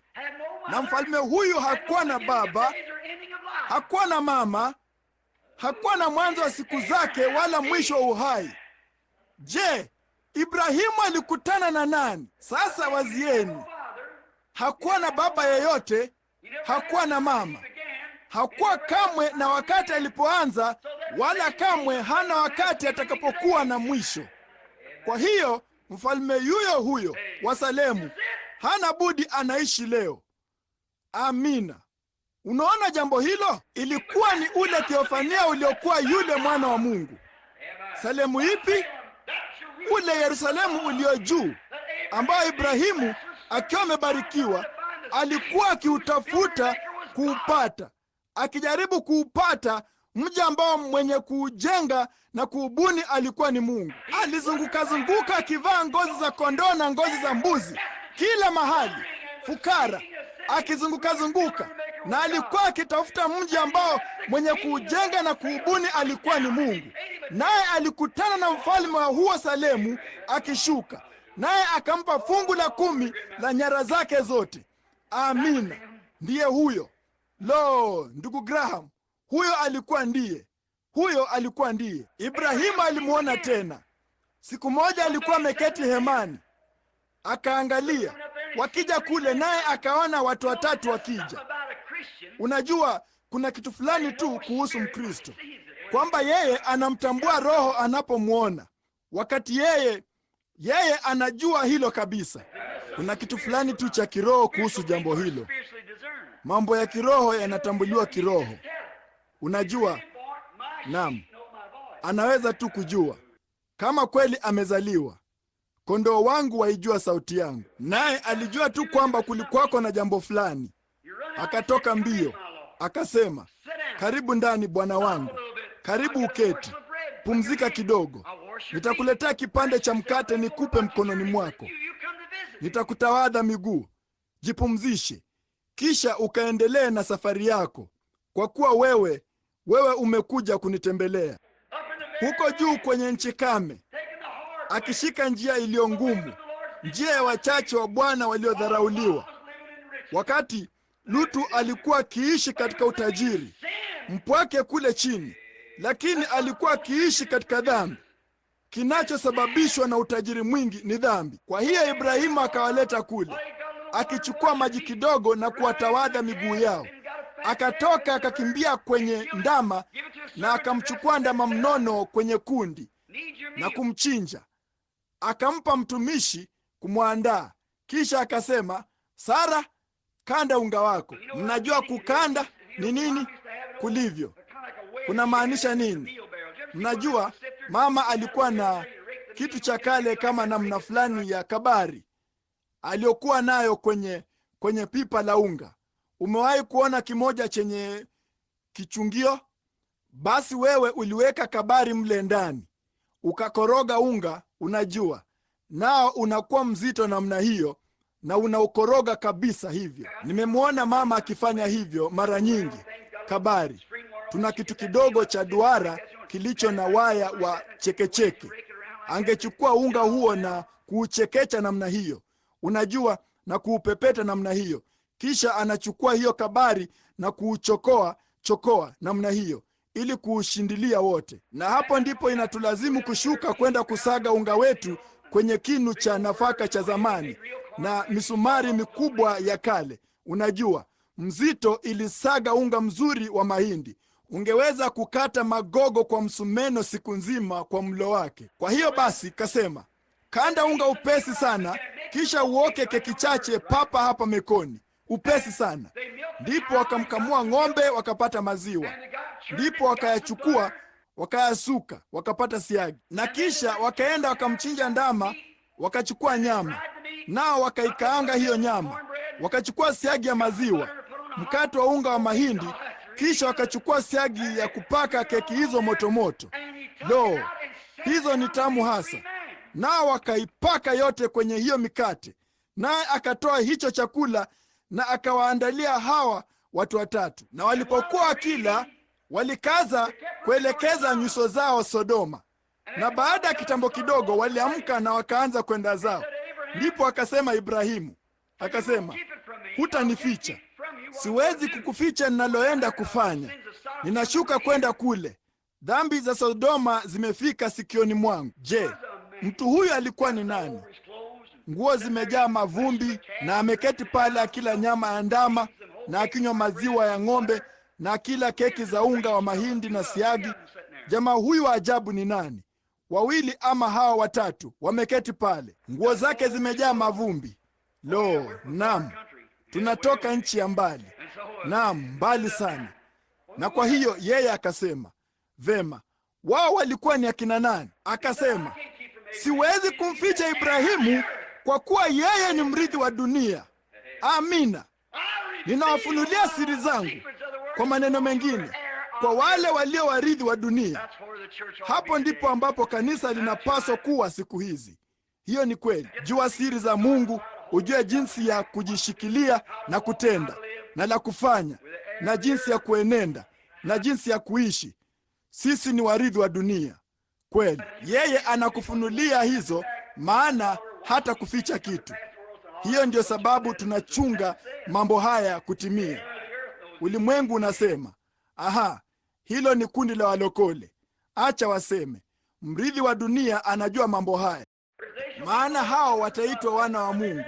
Heri hao walio wapole, maana hao watairithi nchi. Yeye huwajulisha siri zake, huwafunulia hizo, akiwaonyesha la kufanya na jinsi ya kuishi, wakiyaacha mambo ya ulimwengu, wakienenda kitaua na wakiishi kitaua katika ulimwengu huu wa sasa, wakitembea pamoja naye. Acha ulimwengu useme utakayo. Kwa hiyo akasema, siwezi kumficha Ibrahimu siri hii, kwa kuwa nikijua yeye ni mrithi wa nchi. Lakini akasema, ninashuka kwenda kuangamiza Sodoma. Ninashuka kwenda huko. Unakwenda kufanya nini Bwana? Unatoka wapi? Haya yote yana maana gani? Akaja kuona. Yeye akasema, na jambo lingine Ibrahimu, umengojea ahadi hii niliyokupa muda wa miaka 25. Tayari una vijiatu vyote, vipini na kila kitu kwa ajili ya mtoto huyu mchanga. Miaka 25 iliyopita ungali umekuwa ukiningojea. Sasa nitakuzuru wakati huu mwakani, kulingana na nini, wakati ulioahidiwa. Mwezi ujao nitakuwa pamoja nawe. Naye Sara huko nyuma hemani, na mtu huyu alikuwa ameelekeza mgongo wake kwenye hema akizungumza na Ibrahimu namna hii. Ndipo Sara akafanya akasema, nini kimemfanya Sara acheke? Ho. Na hilo je? Huko kulikuwa ni kuwasiliana kimawazo kweli, sivyo? Nini kimemfanya Sara acheke? Sara akasema, la, sikucheka hata kidogo. Akasema, lo, ndio ulicheka. Aliogopa, alikuwa akitetemeka. Huyo alikuwa ni nani? kujua alichokuwa akifanya nyuma kwenye hema.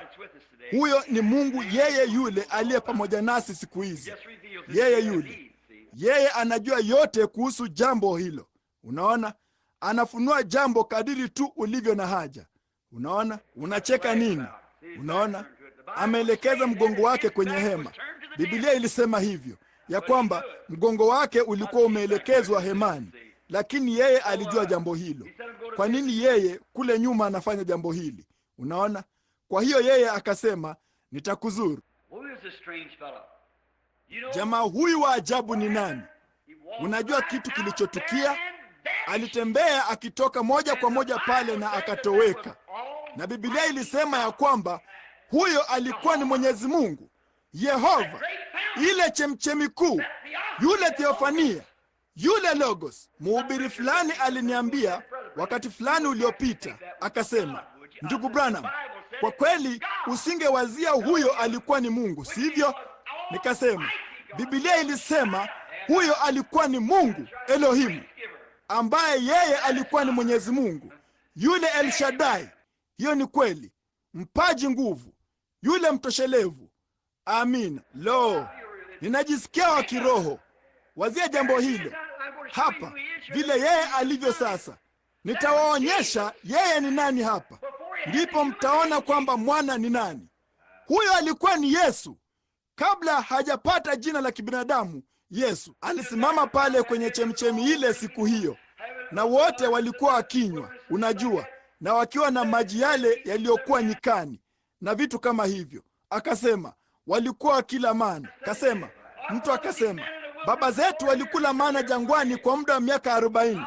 Akasema, nao kila mmoja wao amekufa. Kasema, mimi ndimi chakula cha uzima kishukacho kutoka kwa Mungu mbinguni. Yeye alaye chakula hiki hata kufa kamwe. Kasema, vema, baba zetu walinywea roho kutoka kwenye mwamba wa kiroho uliokuwa jangwani uliowafuata. Akasema, mimi ndiye ule mwamba. Utukufu, Yohana Mtakatifu mlango wa 6. Ona sasa. Wakasema, ati nini? Naam, hiyo ni kweli. Lo, mtu mmoja akasema, wewe ni nini? Hujapata hata umri wa miaka 50 bado. Bila shaka kazi yake ilimfanya aonekane mzee kidogo, bali alikuwa na umri wa miaka 30 tu. Kasema, wewe hujapata umri wa zaidi ya miaka 50, nawe unasema umemwona Ibrahimu ambaye amekufa kwa muda wa miaka 800 ama 900? Tunajua sasa ya kwamba wewe ni pepo. Akasema, yeye Ibrahimu asijakuwako, mimi niko. Huyo hapo, mimi niko, alikuwa ni nani?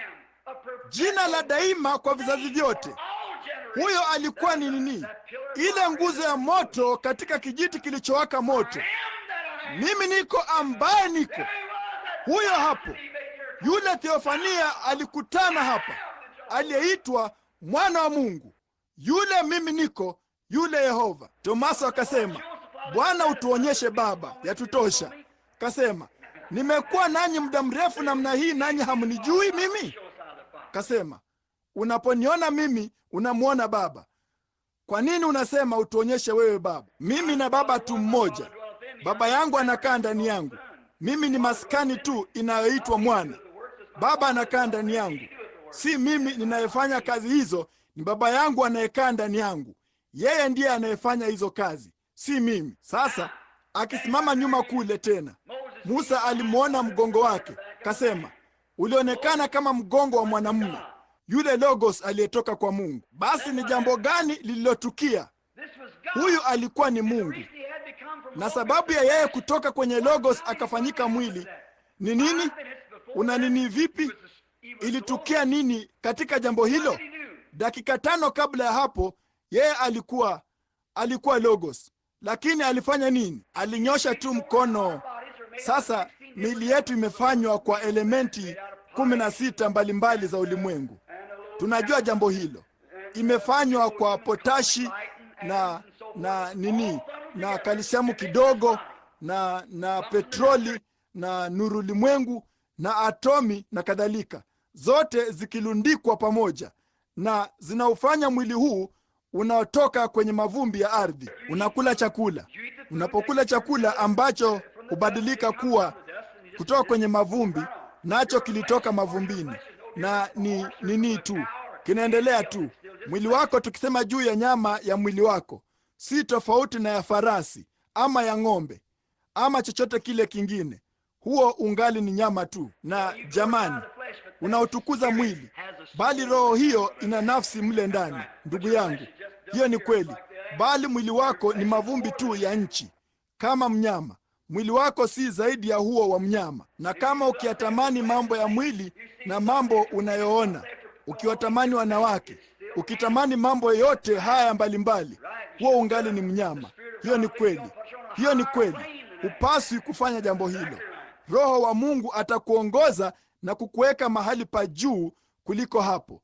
Hiyo ni kweli kabisa. Sasa na hapa theofania hii kuu iliyosimama pale ni nini?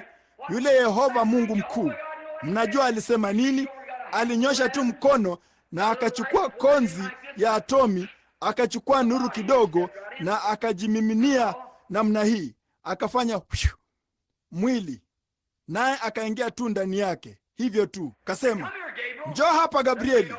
Yule malaika mkuu akafanya ingia katika huo. Njoo hapa Mikaeli.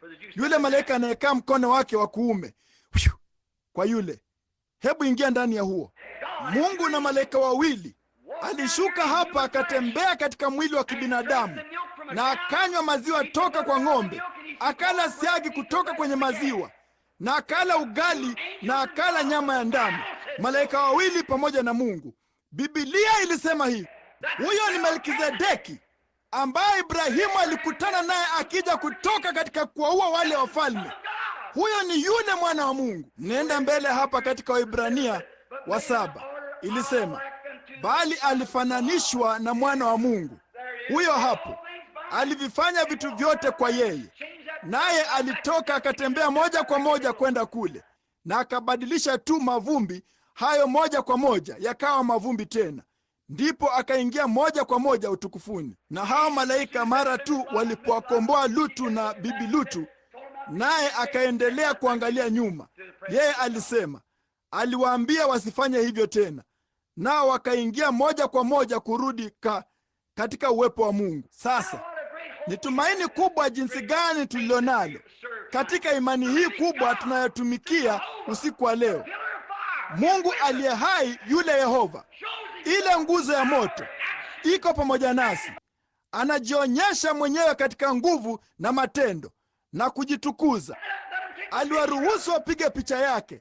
Yehova, yeye yule mwana wa Mungu aliyetoka kwa Mungu akarudi kwa Mungu, naye anaishi katika kanisa lake milele.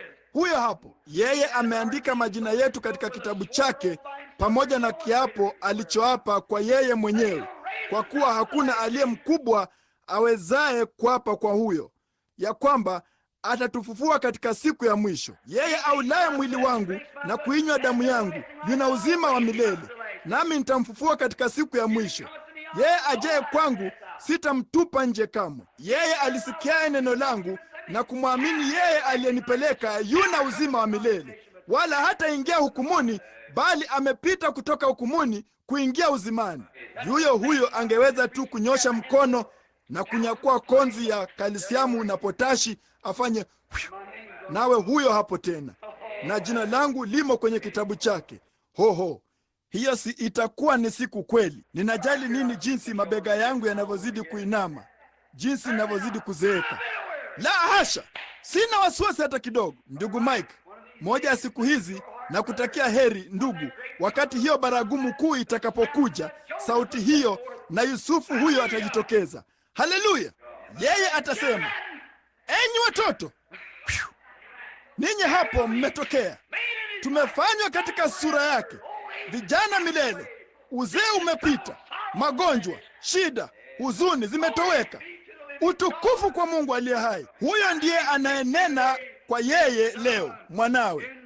Kwa sehemu nyingi na kwa njia nyingi alisema katika nabii, lakini katika siku hii ya mwisho katika mwanawe Kristo Yesu. Yeye hunena na moyo wa kila mtu ambaye amemwita. Kama umepata kuhisi sauti yake ama kumsikia kibisha moyoni mwako, tafadhali usiikatae.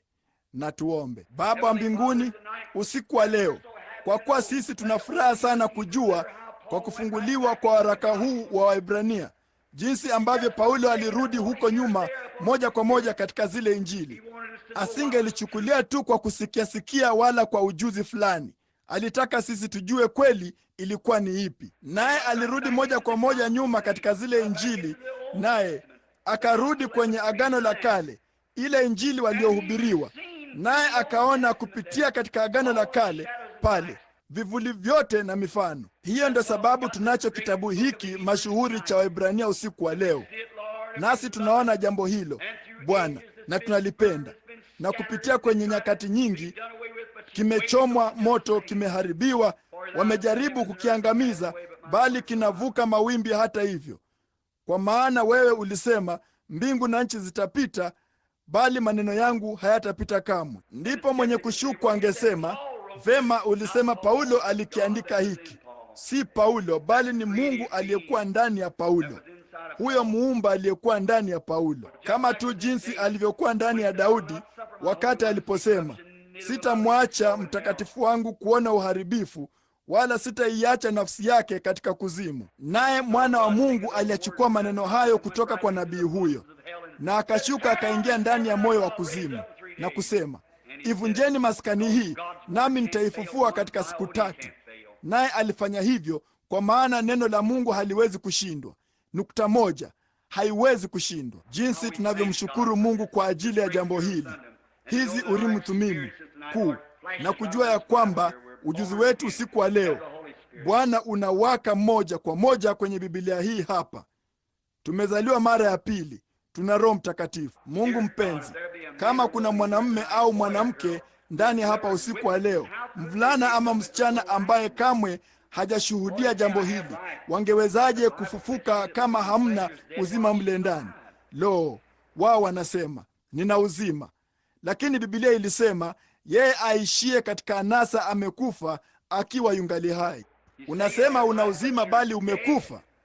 Unadai Biblia ilisema kwamba una uzima bali umekufa. Unasema wewe ni tajiri wala huna haja ya kitu, wala hujui wewe ni mwenye mashaka na maskini na uchi na kipofu, wala hujui. Na hiyo ndiyo hali ya makanisa usiku wa leo. Bwana, jinsi wanavyokosa mambo haya makuu ya thamani, kujua ya kwamba yule Yehova Mungu aliye mkuu, ambaye anaweza tu kutoa kwa yeye, alisema nileteeni hao samaki wadogo. Ilibidi awachukue wale samaki kufanya kitu fulani nao, ikionyesha ya kwamba ufufuo ulibidi uwe ni kitu kuhusiana nacho. Si kwamba tu aliumba samaki tu, bali aliumba samaki waliopikwa.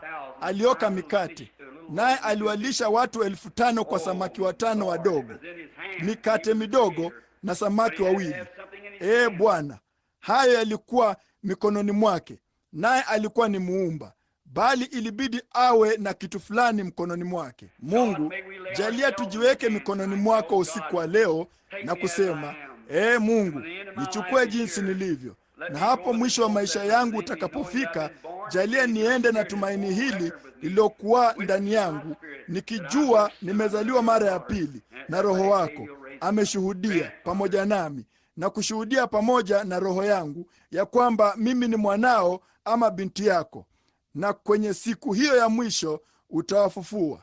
Tujalie Baba. Na wakati vichwa vyetu vimeinamishwa, je, ungekuwapo na mtu ungeweza kuinua mkono wako useme, nikumbuke ndugu Branham katika maombi. Ninataka Mungu anijue mimi wakati kabla sijaondoka humu duniani, ya kwamba yeye atanijua sana, hata yeye ataliita jina langu, nitajibu. Bwana akubariki mwanangu. Mungu akubariki na wewe bibi. Mtu mwingine, inua tu mkono wako useme, niombee ndugu Branham. Hivyo ndivyo tutakavyofanya. Mungu akubariki bibi mdogo. Hilo ni jema. Sasa huku kichwa chako kimeinamishwa ukiomba, nitaimba ubeti mmoja wa wimbo huu.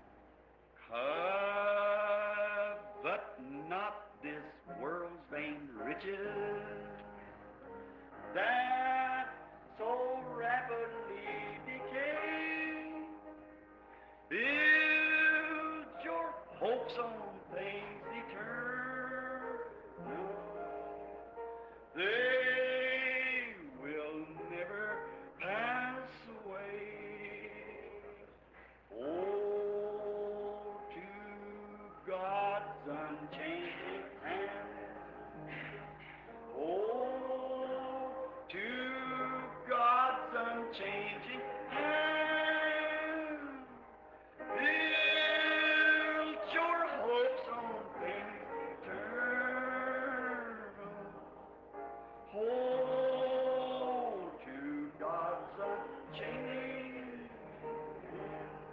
Wakati dada anapoupiga sasa na kichwa chako kimeinamishwa, hebu inua tu mkono wako useme, naam Bwana, huu hapa wangu.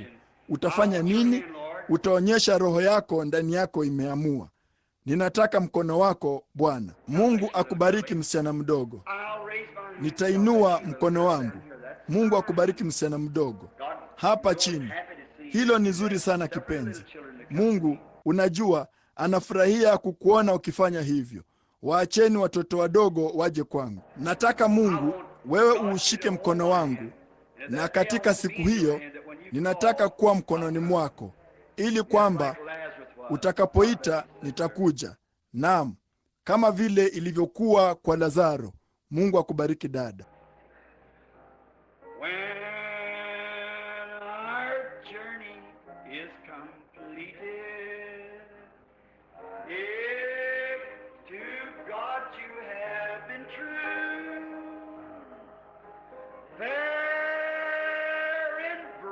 Your home in glory, your enraptured soul shall view. Utafanya nini sasa basi? Oh,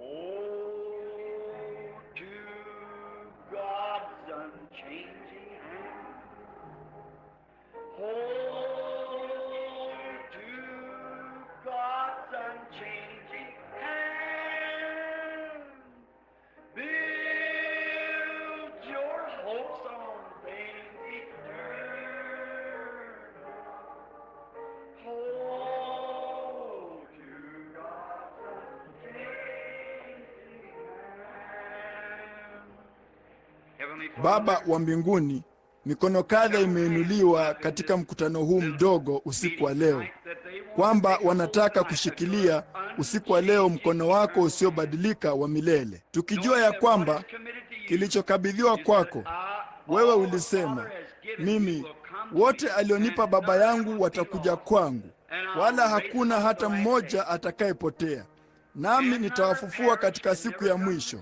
Hawawezi kuangamia kamwe, hawawezi kamwe kuja hukumuni, bali wana wa milele, uzima wa milele. Na kuna uzima mmoja tu wa milele, huo hutokana na Mungu peke yake, ni Mungu, nasi tunakuwa sehemu ya Mungu. Sana sana hata sisi ni wana na binti za Mungu. Tunapokuwa na Roho wa Mungu ndani yetu, tunawaza kama Mungu, tunafikiria juu ya haki na utakatifu, nasi tunajaribu kuishi tupate kumpendeza. Tujalie Bwana ya kwamba uzima wa aina hiyo utamwingia kila mtu aliyeinua mkono wake, na hawa waliopaswa kuinua mikono yao wala hawakuinua, ninaomba ya kwamba utakuwa pamoja nao.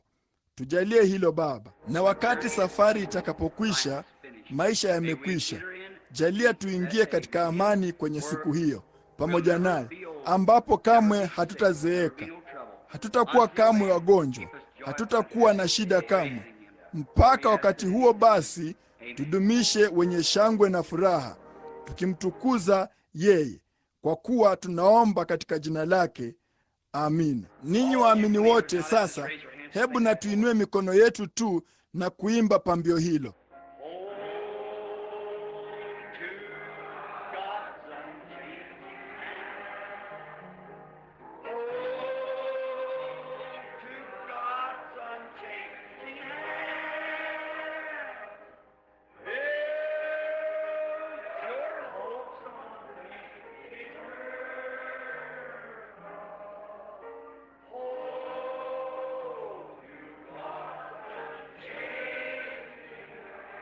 Sasa hebu na uvumishe.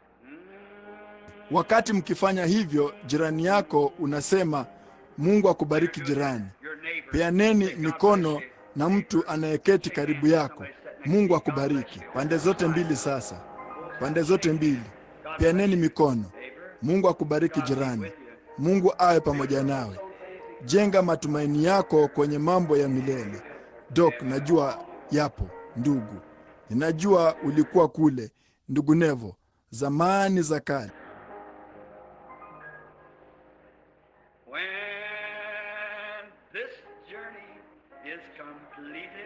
Litatukia moja ya siku hizi.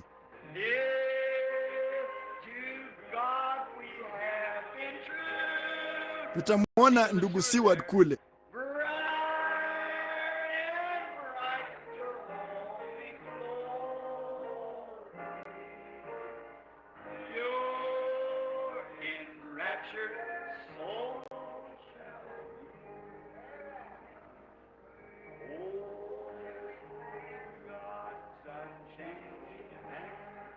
Ninapenda kuabudu huko baada ya ujumbe.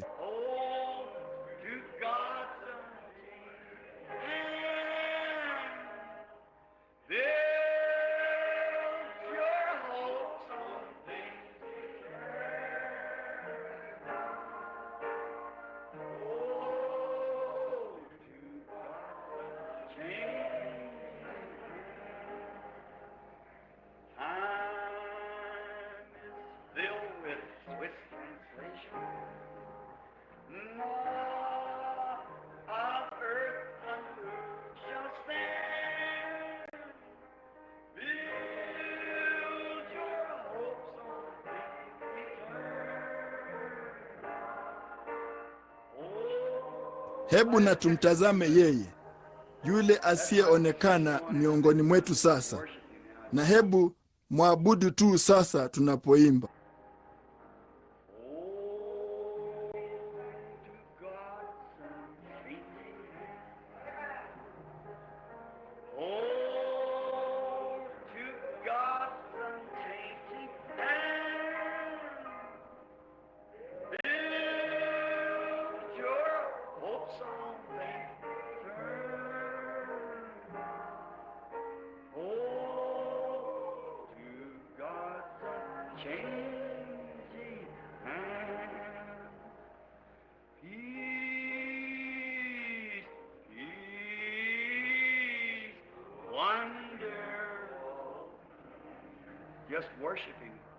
Hebu mwabuduni tu sasa.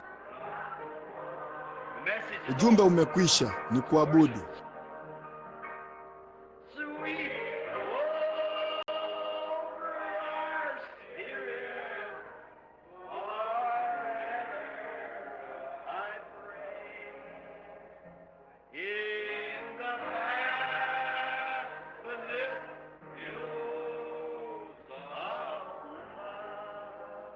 Ogeleeni ndani yake tu.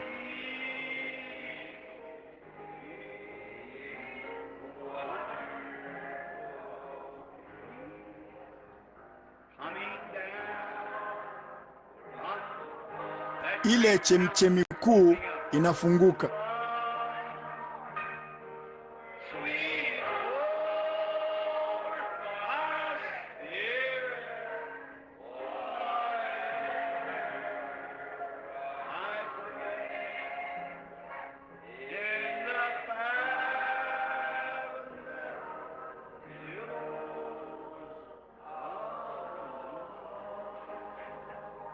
Je, hivi kweli hilo alifanya jambo fulani?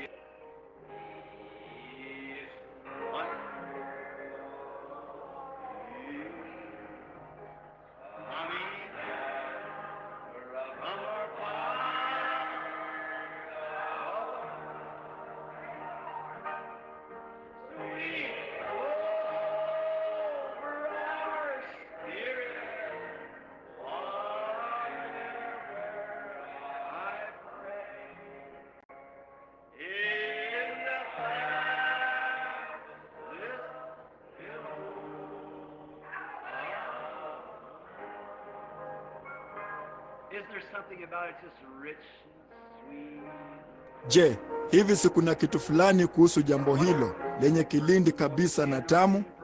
Sijui kama kuna mgonjwa anayetaka kupakwa mafuta na kuombewa. Kama yupo, hebu tafuta penye nafasi. Huyo ni yule bibi aliyekuwa kwenye kiti cha magurudumu pale. Mwache tu abaki, nitakuja kumwombea. Haitamlazimu kuondoka kitini. Mwingine, lo, hivi hampendi tu sehemu hii ya ibada? Ni wangapi wanaojisikia wanajua tu ya kwamba uwepo wa Mungu upo hapa? Huo ndio ninaozungumzia habari zake. Huo unajisikia tu kama, ni wangapi wanaojisikia kana kwamba mngeweza tu kupiga makelele? Sasa hebu na tuone. Unajisikia tu kama kitu fulani ndani yako. ungeweza, kinataka kupiga makelele. Unaona?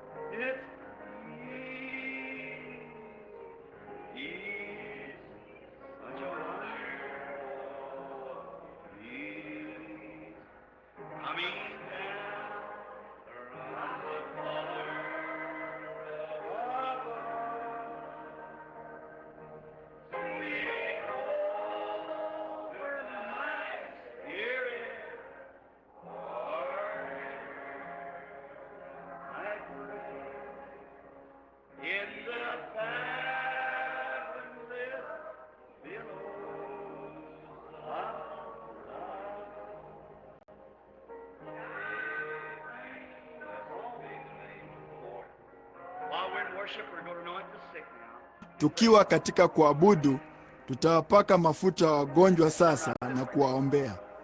Hivi huwezi kuja moja kwa moja huku mama? Hii ina maana gani?